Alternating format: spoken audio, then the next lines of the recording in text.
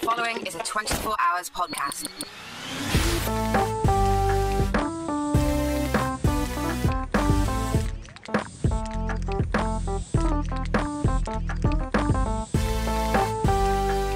Brave Art is a traveling group art show. Essentially what Brave Art is all of the art that's been ignored by the fine art galleries for a long time. We've kind of scooped it all up and we call it Brave Art. So we're talking about graffiti art, street-inspired art, wheat paste, that kind of thing, but also all the lowbrow art that's found on skateboard decks and snowboard decks. And that particular art scene, kind of fueled by the DIY generation, has exploded. And another term that we have for it is sort of relevant contemporary art. You asked me earlier, how do we find our artists? Well, this is an example, Lonnie Emery. She's a Canadian, grew up in a crazy art hippie family in Nelson, BC. She currently lives and surfs in southern Baja in Mexico. And she's really been painting only for a couple years. And she came into a Brave Art one day and she's like, this is my stuff. And we're like, you know what?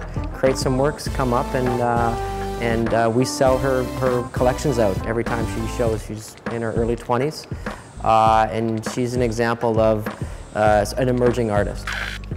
The other thread to Brave Art is sort of traditionally what's called lowbrow art.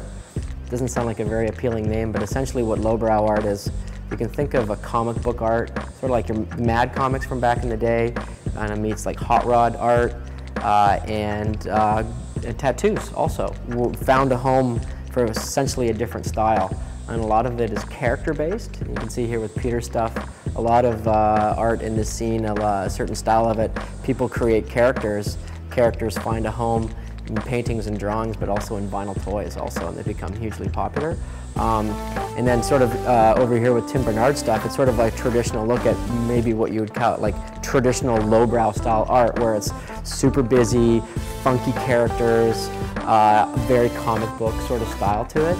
And I mean, these scenes have been sort of bubbling in their own little subcultures for a long time, and we're just sort of bringing a small sampling of it. I mean, lowbrow art has their guys who are super, really popular in their scene, and it's an example of, people taking styles from various places and making them their own,